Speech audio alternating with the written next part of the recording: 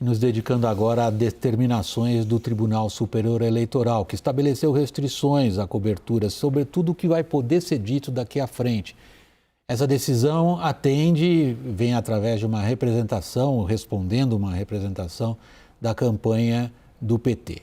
De Brasília, o repórter Nolan Robertos tem as últimas informações sobre decisões do TSE. Nolan, boa noite.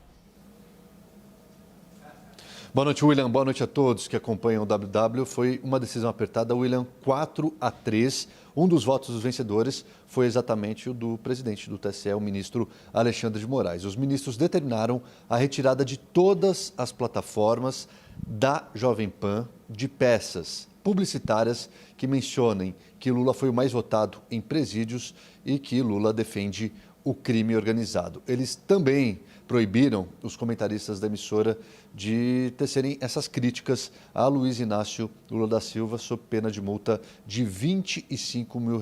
Os ministros também concederam direito de resposta a Lula em até 2 dias. Para os ministros, ficou evidente a veiculação de informação inverídica que tende a desinformar a população sobre o desfecho dos processos criminais envolvendo o ex-presidente Lula.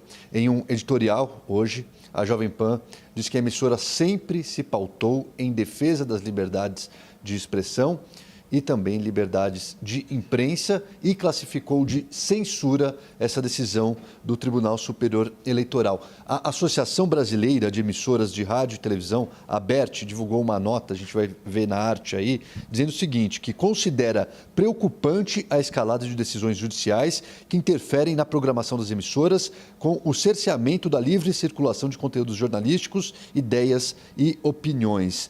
A Abratel, que é a Associação de Rádio e Televisão, também se manifestou por nota, diz que a decisão que impede o trabalho de divulgação e respeito à linha editorial de veículo de comunicação profissional atinge a todo o setor de radiodifusão.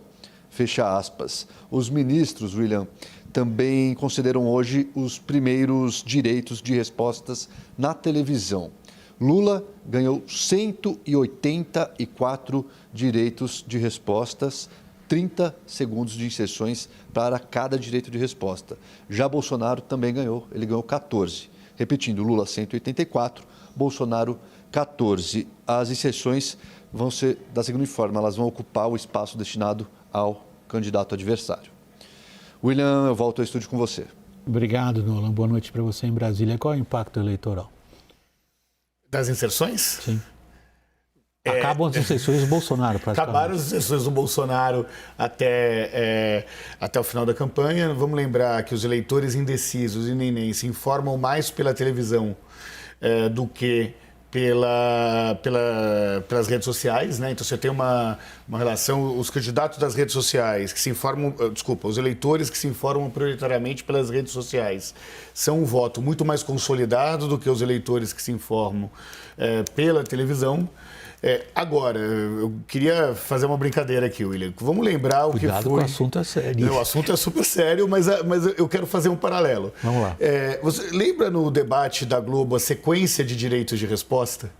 Passaram 5 minutos dando direito de resposta, um pior que o outro. Ou seja, até agora, o efeito da decisão tem mais... o impacto eleitoral da decisão que o TSE acabou de dar tem muito mais a ver com a possibilidade do Bolsonaro deixar de ter esse canal de comunicação do que o Lula efetivamente conseguir aproveitar isso. Por que eu estou fazendo esse paralelo? Porque aquela troca aquele embate de direitos de respostas que aconteceu no debate da Globo prejudicou ambos os candidatos. Você diz o da Band, eu acho que foi o que teve mais. Não, o da Globo. Foi o da Globo mesmo. Foi os 5 direitos de resposta. Então, o último do primeiro turno. Não está dado que o PT saberá usar esse direito de resposta como o Lula não soube usar no debate da Globo. Agora, o tempo em que o Bolsonaro deixará de ter, fatalmente vai retardar um pouquinho a chance do Bolsonaro continuar esse processo de aproximação que as pesquisas têm apontado. 30 segundos.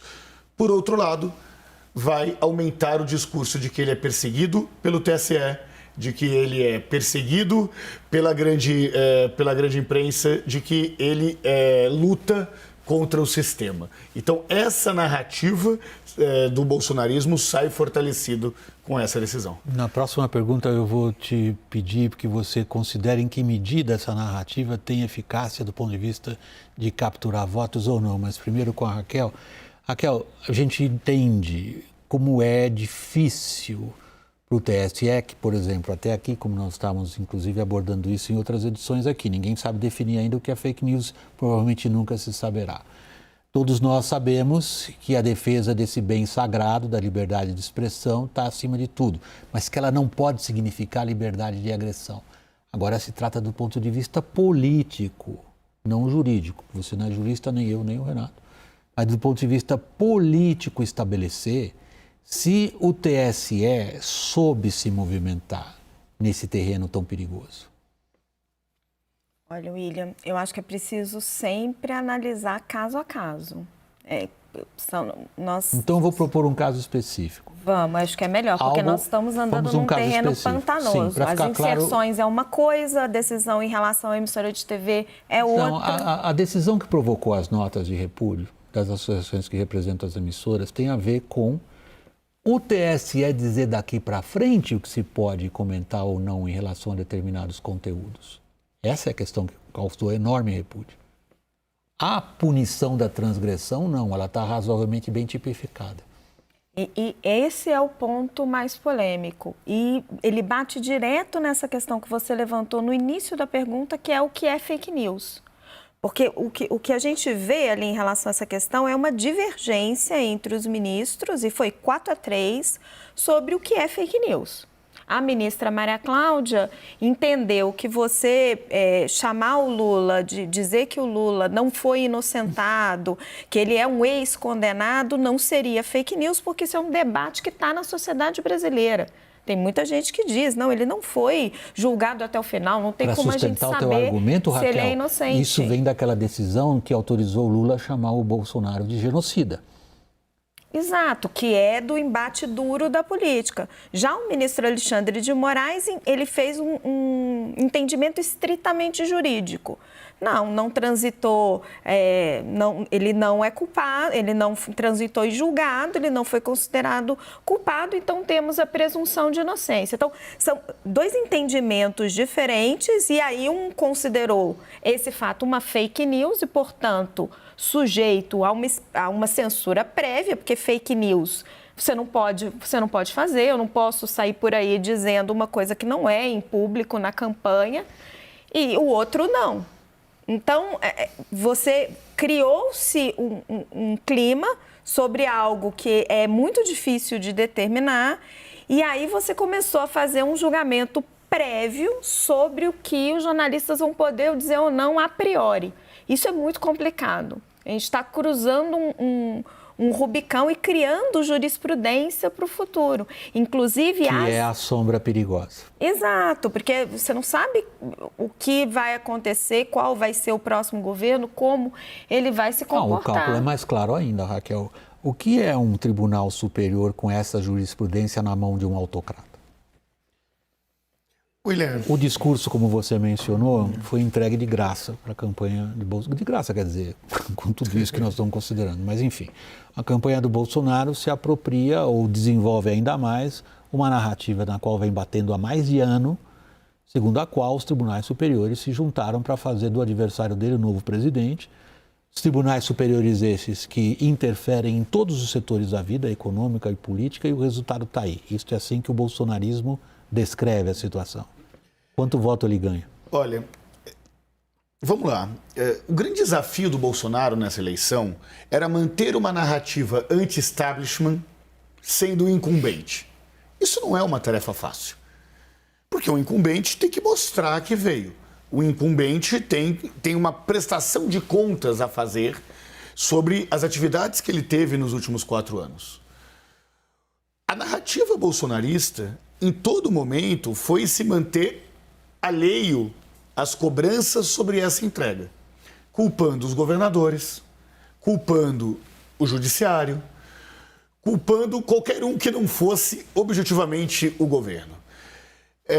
Toda vez que você tem um modelo de decisão como essa, que corrobora com um discurso anti-instituição, que corrobora com tudo é mentira a não ser o que nós fazemos, você aumenta a munição de um candidato que conseguiu, com êxito, permanecer anti-establishment, mesmo sendo governo. Nesse sentido, a estratégia bolsonarista tem tido muito sucesso e contado muitas vezes com a ajuda.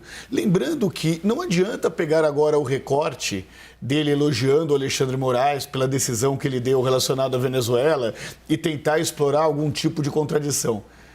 Aliás, o erro da oposição ao governo até hoje foi tentar debater com alguma racionalidade a coerência do governo. Não é por aí que se dá o debate. Ninguém se importa com coerência. Ninguém se importa com coerência.